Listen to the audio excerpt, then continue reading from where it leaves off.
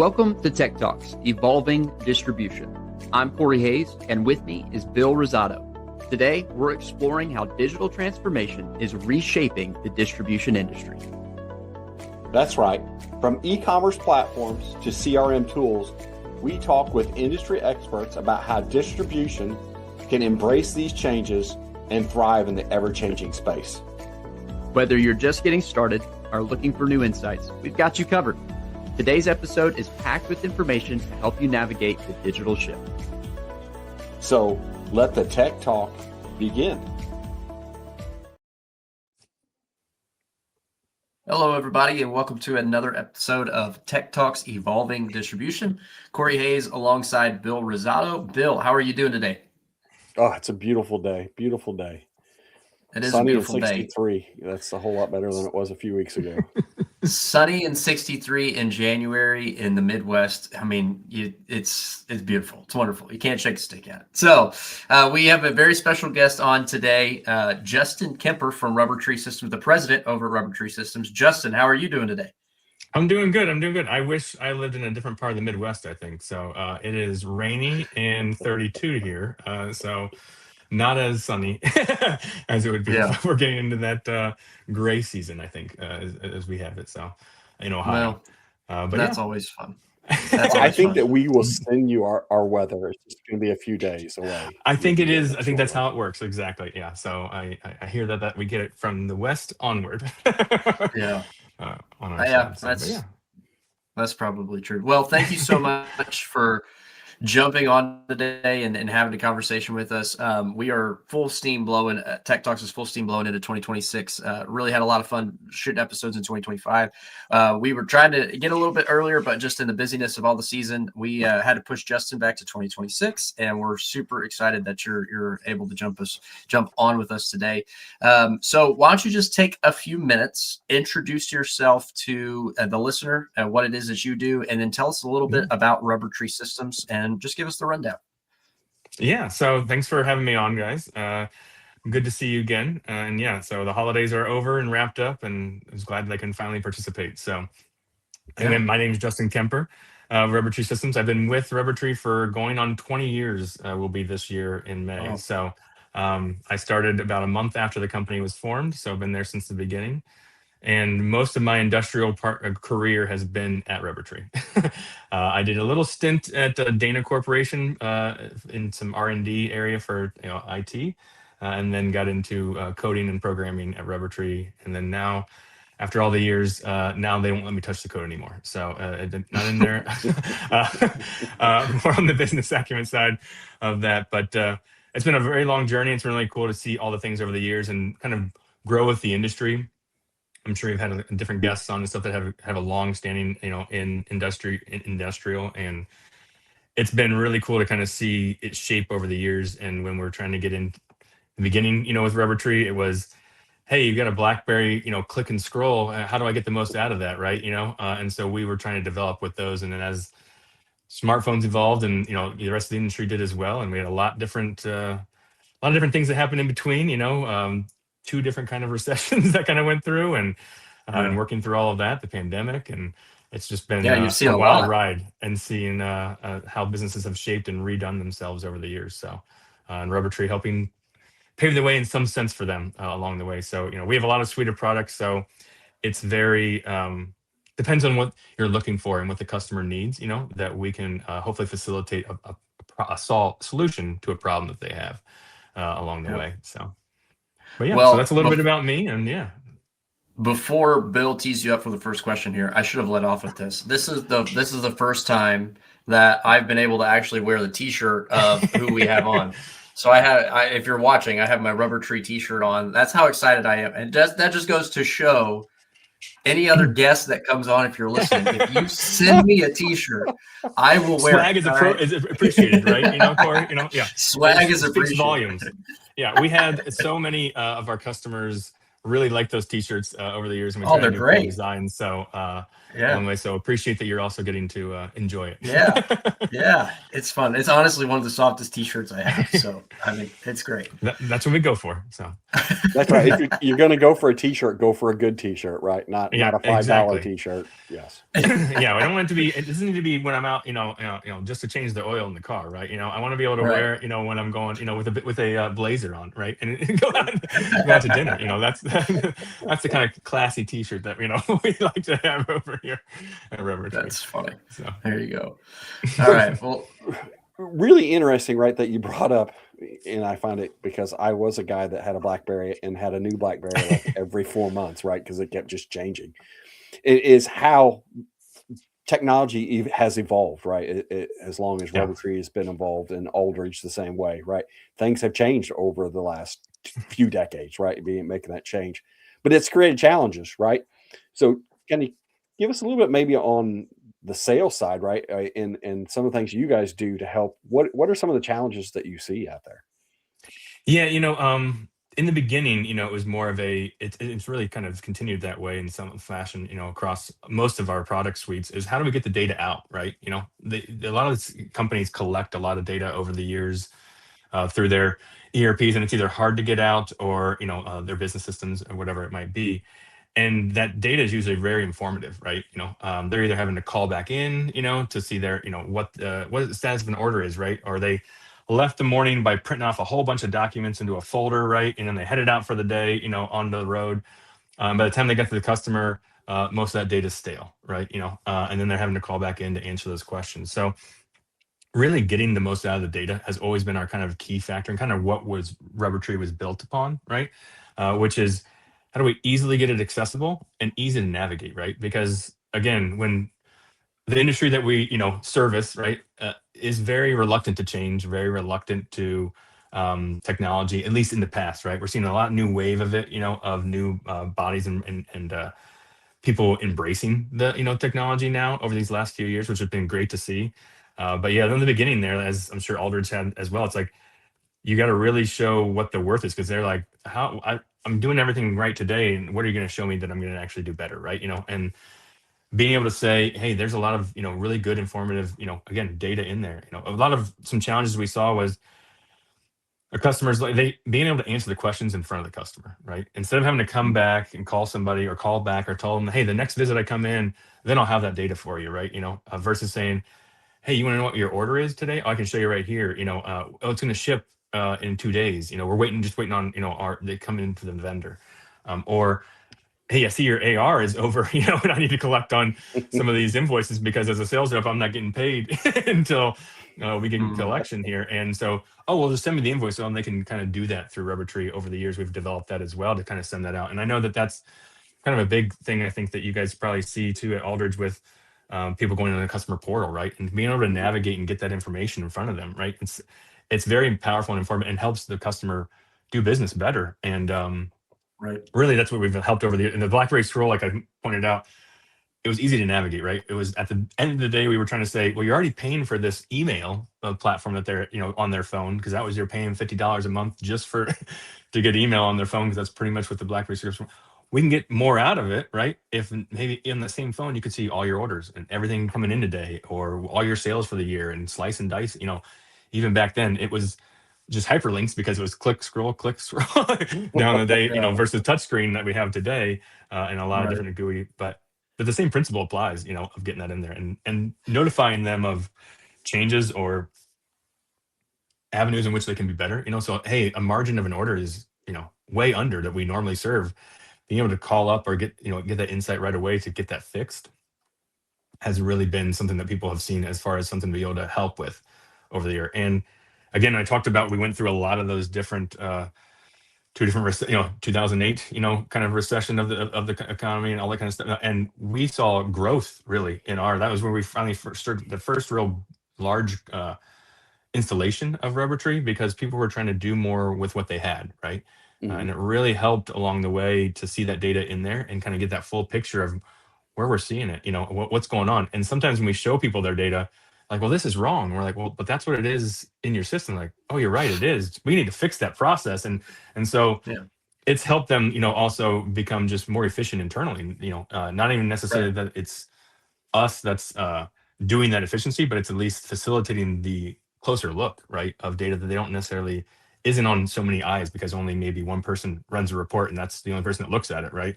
Versus if a lot of people are looking at the data, you get a lot more eyes and be able to see and gather more insight, than you had in the past. So a lot of the challenges we see was just reluctancy, right? But we can kind of show those proven factors, right? Of like, you're going to be able to see the order that somebody, gets quoted and really thank them right away. And it's like, and then they say, oh, great. And then that's why they do business with that customer relation, right?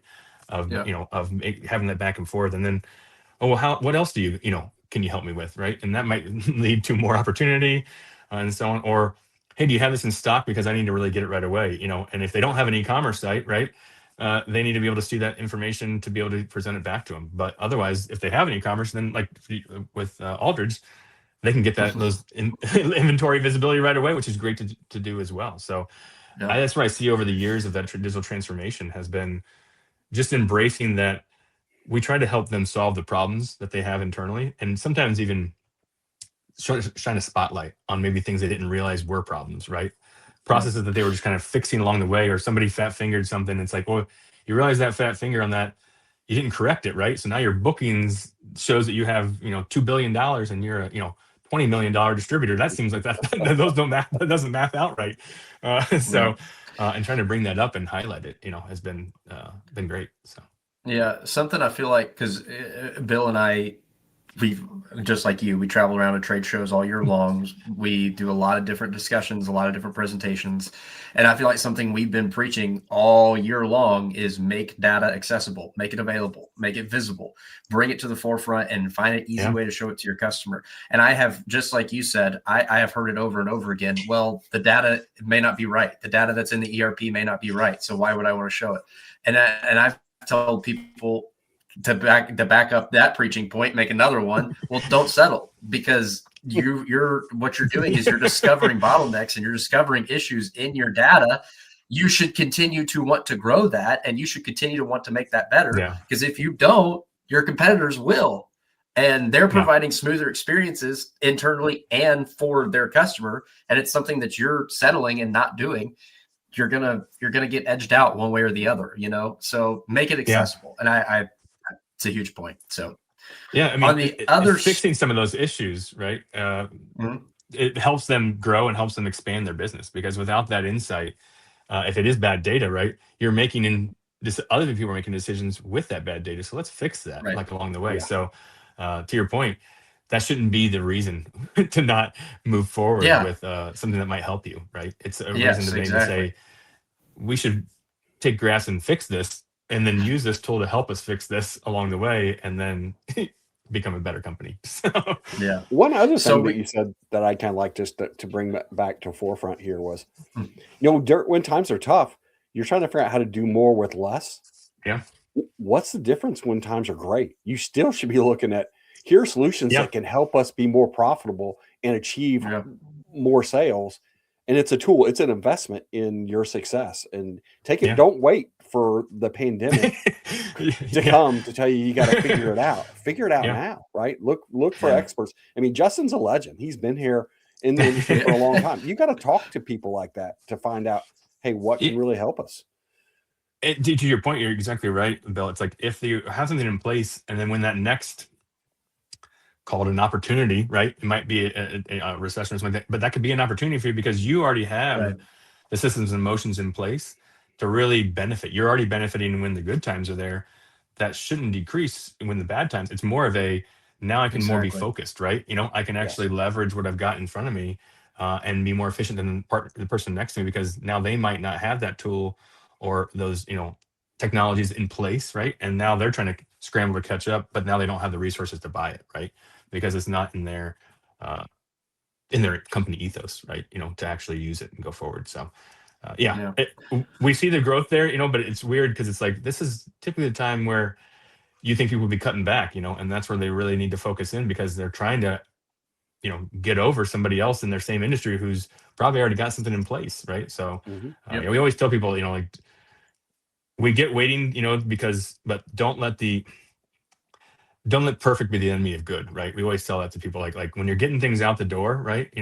Some people want to have these elaborate. I'm sure you've got to talk to people in different CRMs as well. Like a lot of CRMs do fail, right, going in, right, and a lot of different types of applications for reps to use do fail, or people don't get invested, right? And it's more of because the rep's not seeing always the value that they're getting. They're putting a lot of information in, but am I getting the information out, right? And so it's mainly it's how am I enabling the tool? So when you're looking at tools, it's how does it enable my staff or my team, right? To really produce more. And so that's what we've tried to really have in our products over the years is that enablement. We're always like, what I would do is that junk data in is junk data out. So make it simple, make it easy to use, right? Because then you're going to actually have insights to really use that data, because if nobody's looking at the data, people are like, well, why am I putting this in? And so you got to make it so that people, you do use it, and it's quick and easy, because to be honest, we've catered a lot more of our products catered to sales reps, and as you guys are sales, we want you out there selling, right? We don't want you sitting here typing a whole bunch of stuff into a thing, in and out, and you're back at what you do best, which is have those great conversations and inform the people of the tools they can get, the most out of. So, yeah. Yeah. Well, you're kind of already touching on it, so I'm going to go ahead and jump into this question anyways. Really, in the world of Rubber Tree and what it is that you guys do, what do you feel like success really does look like, and what's a success story that you could share with us? Yeah. So, our biggest thing that we like to show up our success is adoption, really, right?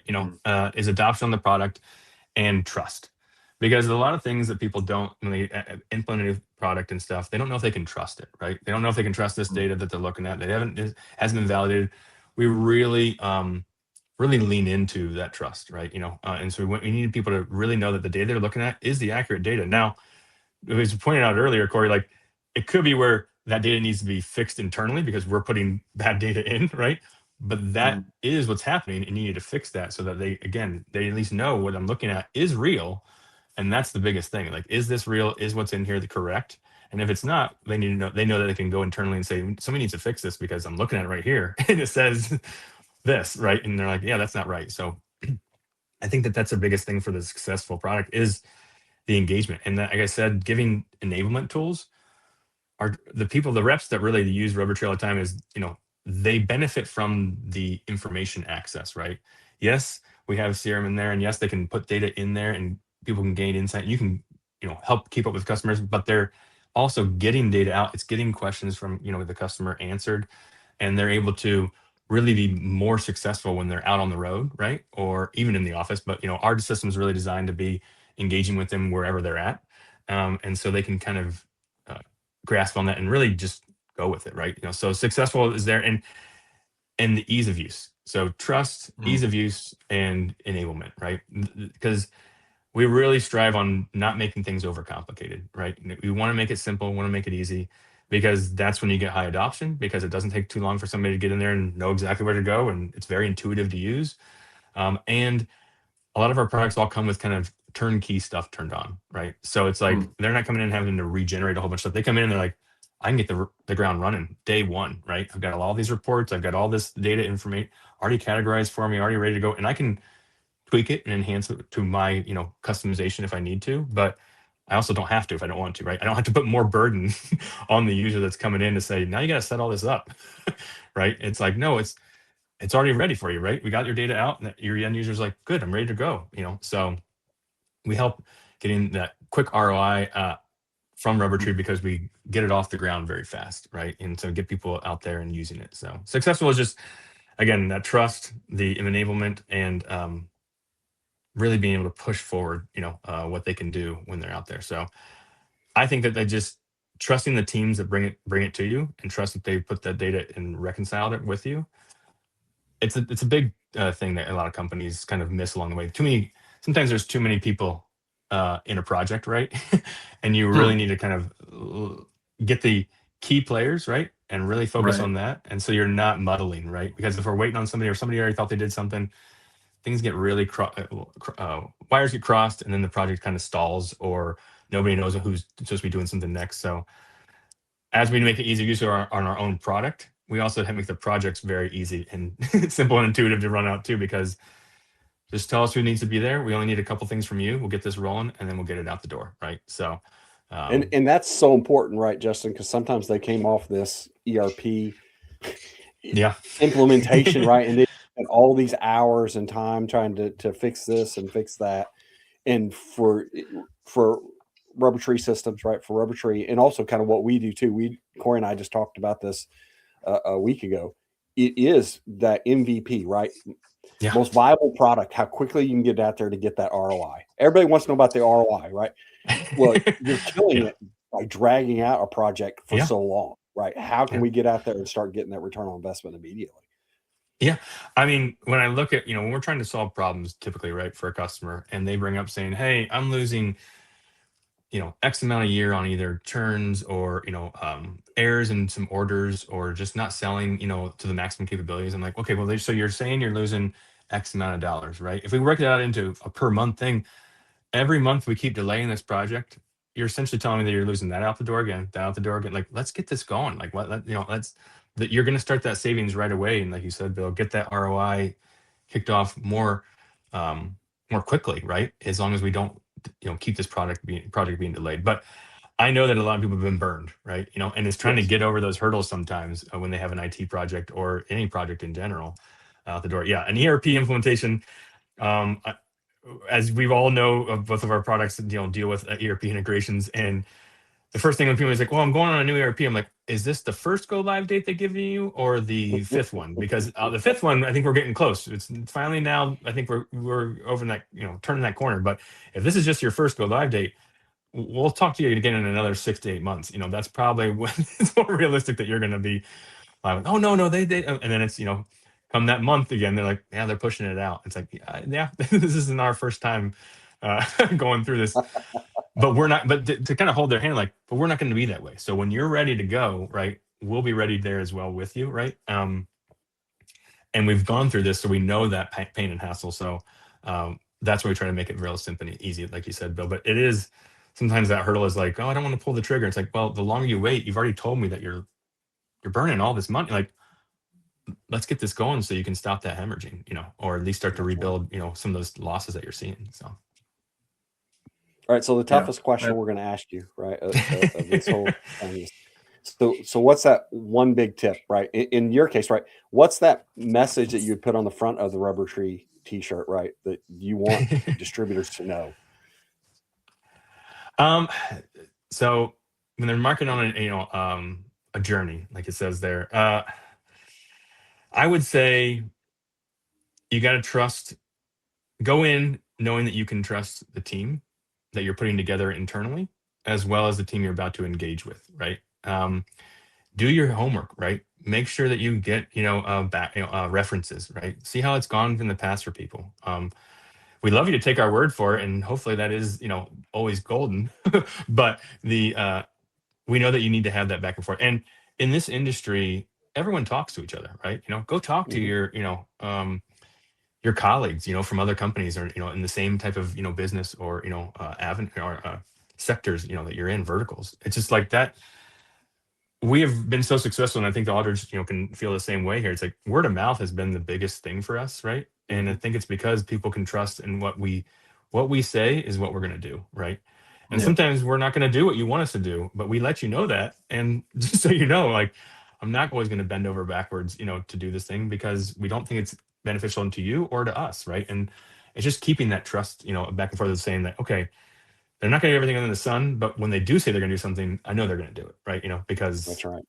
There's a proven track record there. So really, and that's hard to get. I get saying trust is an easy thing, but like, it's hard to get there. But talk to your group of other companies alike, right? Everyone's usually got somebody that they kind of is in the same vertical. Not always exactly the same, but that they have a trusting ear on, and ask them, right? We've Aldridge and Rubber Tree and a lot of companies in our cordons portfolio have been around for a long time, and people know in the industry, right? But use that, go out there and talk to people. I can talk for a long time, and sometimes people tell me to stop, and so we want to make sure, like, but but if you want to hear from us, we're definitely here to talk. So, and give you that insight. So it's just, we've had a lot of success of helping people out, and really want to make sure that their journey is easy and the right path for them. Sometimes we're not, and we tell them that, you should probably go with somebody else. Like, this doesn't work like what you're asking for, because we can't do everything, and we're not trying to be everything for everybody, right?